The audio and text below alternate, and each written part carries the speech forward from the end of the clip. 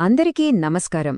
ఈరోజు మనం చాలా ఆసక్తికరమైన, ఇంకా చెప్పాలంటే కాస్త సంక్లిష్టమైన అంశం గురించి మాట్లాడుకోబోతున్నాం. అదేంటంటే అంతర్జాతీయంగా మేధోసంపత్తి హక్కుల పరిరక్షణ. అది ఎలా పరిణామం చెందింది, ప్రపంచవ్యాప్తంగా క్రియేటివిటీని, కొత్త ఆవిష్కరణలను కాపాడటానికి అసలు ఈ లీగల్ ఫ్రేమ్వర్క్ ఎలా ఏర్పడిందో లోతుగా చూద్దాం. ఆలోచించండి. ఒకే ఒక్క ఆవిష్కరణ లేదా ఒకే ఒక కళాఖండం ఏకంగా 150కి పైగా దేశాల్లో ఒకేసారి ఎలా రక్షింపబడుతుంది? ఇది చాలా పెద్ద ప్రశ్న కదూ. దీనికి సమాధానం ఒక్కరోజులో రాలేదు. దీని వెనక 100 సంవత్సరాలకు పైగా సాగిన న్యాయపరమైన చర్చలు, దౌత్యపరమైన ప్రయత్నాలు, మరీ ముఖ్యంగా కొన్ని కీలకమైన అంతర్జాతీయ ఒప్పందాలు ఉన్నాయి. ఆ ప్రయాణం ఎలా సాగిందో ఇప్పుడు తెలుసుకుందాం. సరే, మన ప్రయాణం ఎలా సాగుతుందంటే ముందుగా 1880లలో వేసిన పునాది ఒప్పందాలతో మొదలుపెడదాం. ఆ తర్వాత ప్రపంచవ్యాప్త రక్షణను సింపుల్ చేసిన వ్యవస్థల గురించి, వాటిని నడిపించే వైపో లాంటి సంస్థల గురించి, చివరగా అసలు మేధో సంపత్తిని ప్రపంచ వాణిజ్యంతో ముడిపెట్టిన ట్రిప్స్ ఒప్పందం ప్రాముఖ్యత ఏంటో చర్చిద్దాం. ఒకసారి ఊహించుకోండి, 19వ శతాబ్దం చివరి రోజులు. పారిశ్రామిక విప్లవం ప్రపంచాన్ని మార్చేస్తోంది. Global trade ఊపందుకుంది. ఒక దేశంలో తయారైన వస్తువు ఇంకో దేశంలో సులువుగా అమ్ముడవుతోంది. అంతా బానే ఉంది, కానీ ఇక్కడే ఒక పెద్ద సమస్య వచ్చింది. ఒక దేశంలో ఒక ఇన్వెంటర్ చేసిన ఆవిష్కరణను ఇతర దేశాల్లో కాపీ కొడితే ఎలా ఆపాలి? దీని కాపాడటానికి సరైన అంతర్జాతీయ చట్టం అప్పట్లో లేదు. ఈ టైంలైన్ చూడండి. ఇది మన కథకు ఒక మ్యాప్ లాంటిది. 1883లో ప్యారిస్ కన్వెన్షన్తో మన ప్రయాణం మొదలవుతుంది.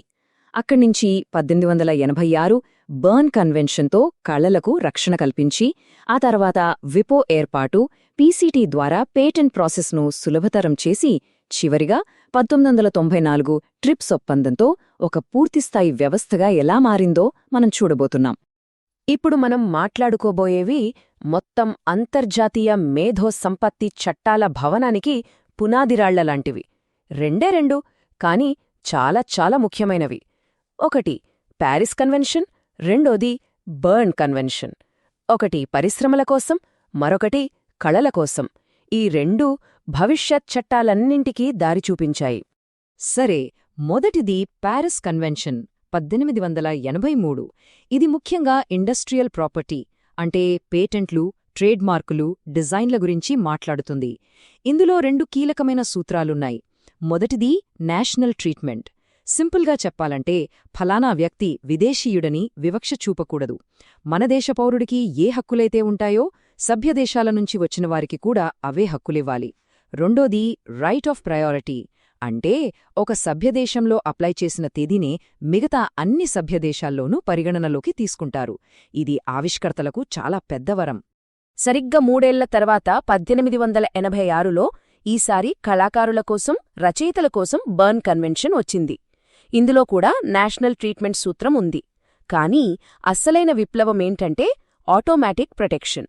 అంటే ఒకరు ఒక కవిత రాశారనుకోండి, రాసిన క్షణం నుంచే దానికి కాపీరైట్ రక్షణ వచ్చేస్తుంది. దీనికోసం ఎక్కడికి వెళ్ళి రిజిస్ట్రేషన్ చేసుకోవాల్సిన పని లేదు. ఎంత గొప్ప ఆలోచన కదా! సో ఇప్పుడు క్లియర్ కదా. పారిస్ కన్వెన్షనేమో పరిశ్రమలు, ఫ్యాక్టరీలో కొత్త ఆవిష్కరణల కోసం, బర్న్ కన్వెన్షనేమో పుస్తకాలు, సంగీతం, కళల కోసం. రెండూ వేర్వేరు దారులు, కాని రెండింటి లక్ష్యం ఒక్కటే: మేధో సంపత్తిని కాపాడటం. ఈ తేడా గుర్తుపెట్టుకోవటం చాలా ముఖ్యం. సరే, సూత్రాలైతే వచ్చాయి. కానీ ప్రాక్టికల్గా ఆలోచిస్తే ఒక కంపెనీ తన ట్రేడ్మార్క్ను 10 దేశాల్లో రిజిస్టర్ చెయ్యాలనుకుంటే 10 సార్లు వేర్వేరుగా అప్లై చేయాలి, 10 రకాల ఫీజులు కట్టాలి, 10 దేశాల చట్టాలను ఫాలో అవ్వాలి.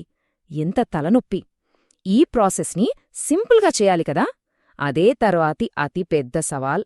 ఈ సమస్యకు పరిష్కారమే 1891 నాటి మాడ్రిడ్ ఒప్పందం. ఇప్పుడు చూడండి ప్రక్రియ ఎంత సులభమైందో. దశ 1: WIPOకి ఒక్క అంతర్జాతీయ అప్లికేషన్ ఇవ్వండి. దశ 2: ఏ దేశాల్లో రక్షణ కావాలో లిస్టులో టిక్ పెట్టండి. దశ 3: అంతే, ఒకే ఒక్క ప్రక్రియతో ఆ అన్ని దేశాల్లోనూ ట్రేడ్మార్క్ రక్షణ వచ్చేస్తుంది. దాదాపు ఒక 80 ఏళ్ల తర్వాత 1970లో పేటెంట్ల కోసం కూడా ఇలాంటిదే వచ్చింది. అదే పేటెంట్ కోఆపరేషన్ ట్రీటీ, అంటే పీసీటీ. దీనివల్ల లాభమేంటంటే ఆవిష్కర్తలు ఒకే అంతర్జాతీయ దరఖాస్తుతో మొదలుపెట్టచ్చు. దీనివల్ల ప్రతి దేశంలో వెంటనే లక్షలు ఖర్చుపెట్టి నేషనల్ ఫేజ్లోకి వెళ్లాల్సిన పని లేదు. వాళ్లకు దాదాపు 31 నెలల టైం దొరుకుతుంది ఆలోచించుకోవడానికి, మార్కెట్ని అంచనా వేయడానికి, డబ్బు సర్దుబాటు చేసుకోవడానికి. ఇదొక వ్యూహాత్మక సౌలభ్యం. ఓకే, ఇప్పుడు మన దగ్గర చాలా ఒప్పందాలు, చాలా వ్యవస్థలున్నాయి, మాడ్రిడ్, పీసీటీ ఇలాంటివి. అయితే వీటన్నింటినీ ఎవరు చూసుకుంటారు, ఎవరు కోఆర్డినేట్ చేస్తారు? వీటన్నింటినీ పరిపాలించడానికి ఒక సెంట్రల్ అథారిటీ కావాలి కదా. ఆ ప్రశ్నకు జవాబే వరల్డ్ ఇంటెలెక్చువల్ ప్రాపర్టీ ఆర్గనైజేషన్, మనం షార్ట్గా WIPO అని పిలుస్తాం. 1967లో ఐక్యరాజ్యసమితి కింద ఒక ప్రత్యేక ఏజెన్సీగా ఇది ఏర్పాటైంది. దీని ప్రధాన పని ఇదే: ప్రపంచవ్యాప్తంగా మేధో సంపత్తికి సంబంధించిన వ్యవహారాలను సమన్వయం చేయడం, వాటిని ప్రమోట్ చేయడం. అసలు WIPO ఏం చేస్తుంది? చాలా పనులున్నాయి. మనం ఇందాక మాట్లాడుకున్న ప్యారిస్, బర్న్, పీసీటీ లాంటి ఒప్పందాలన్నిటినీ అడ్మినిస్టర్ చేస్తుంది. దేశాల మధ్య సహకారాన్ని పెంచుతుంది. ఇంకా చెప్పాలంటే అభివృద్ధి చెందుతున్న దేశాలకు టెక్నికల్గా హెల్ప్ చేస్తుంది. అంతేకాదు, చిన్న చిన్న వివాదాలను కూడా పరిష్కరిస్తుంది. ఒక రకంగా చెప్పాలంటే ఇది ఈ వ్యవస్థకు అడ్మినిస్ట్రేటర్ లాంటిది. ఇప్పటి వరకు మనం చూసింది ఒక ఎత్తు అయితే, ఇప్పుడు మనం చూడబోయేది మరో ఎత్తు. మన ప్రయాణంలో ఇదొక పెద్ద టర్నింగ్ పాయింట్. 1994లో వచ్చింది. ఇది మేధో సంపత్తి హక్కుల స్వరూపాన్నే మార్చేసింది. వాటిని కేవలం హక్కులుగా కాకుండా ప్రపంచ వాణిజ్యంలో ఒక బలమైన, అమలు చేయదగిన భాగంగా మార్చింది. అదే ట్రిప్స్ ఒప్పందం. పూర్తి పేరు agreement on trade related aspects of intellectual property rights. దీని ప్రత్యేకతేంటో తెలుసా? మొట్టమొదటిసారిగా మేధో సంపత్తి హక్కుల్ని గ్లోబల్ ట్రేడ్తో విడదీరాని విధంగా ముడిపెట్టింది. ట్రిప్స్ ఒప్పందం అనేది వరల్డ్ ట్రేడ్ ఆర్గనైజేషన్ అంటే WTOతో పాటు వచ్చింది. దీనివల్ల ఏమైందంటే మేధో సంపత్తి నియమాల్ని పాటించడం అనేది ఐచ్ఛికం కాదు, తప్పనిసరి అయిపోయింది. WTOలో సభ్యులుగా ఉన్న ప్రతి దేశం దీన్ని పాటించాల్సిందే. ఒకవేళ పాటించకపోతే వాణిజ్యపరమైన ఆంక్షలు ఎదుర్కోవాల్సి వస్తుంది. ఇదొక చాలా పెద్ద మార్పు. ట్రిప్స్కి 3 ముఖ్యమైన స్తంభాలున్నాయి. మొదటిది ప్రమాణాలు, అంటే ప్రతి దేశం తమ చట్టాల్లో మేధో సంపత్తికి సంబంధించి కనీస ప్రమాణాలను పాటించాలి. రెండోది అమలు, అంటే కేవలం చట్టాలు చేస్తే సరిపోదు, వాటిని పకడ్బందీగా, సమర్థవంతంగా అమలు చెయ్యాలి. మూడోది చాలా పవర్ఫుల్ అయినది, వివాద పరిష్కారం. దేశాల మధ్య మేధో సంపత్తి హక్కునపై ఏవైనా గొడవలు వస్తే వాటిని WTO వచ్చి పరిష్కరిస్తుంది. దాని తీర్పు కట్టుబడి ఉండాల్సిందే. చూశారుగా, ప్యారిస్, బర్న్ లాంటి సరళమైన సూత్రాల దగ్గర మొదలై ట్రిప్స్ లాంటి ఒక సంక్లిష్టమైన వాణిజ్యంతో ముడిపడిన వ్యవస్థ వరకు మనం ఎలా వచ్చామో. కానీ కథ ఇక్కడితో అయిపోలేదు. అసలు కథ ఇప్పుడే మొదలైంది. ఆర్టిఫిషియల్ ఇంటెలిజెన్స్ ఒక పెయింటింగ్ వేస్తే దానికి కాపీరైట్ ఎవరికుంటుంది? ఒక కోడ్ని బ్లాక్ చైన్ మీద పెడితే దానికి పేటెంట్ ఎలా ఇస్తారు? 19వ శతాబ్దంలో వేసిన ఈ పునాదులు 21వ శతాబ్దపు టెక్నాలజీ సృష్టించే సవాళ్లను తట్టుకోగలవా? ఈ వ్యవస్థ తదుపరి ఎలా పరిణామం చెందుతుంది? ఇది ఈ తరం న్యాయవాదులుగా, ఆవిష్కర్తలుగా మన సమాధానం వెతకాల్సిన ప్రశ్న.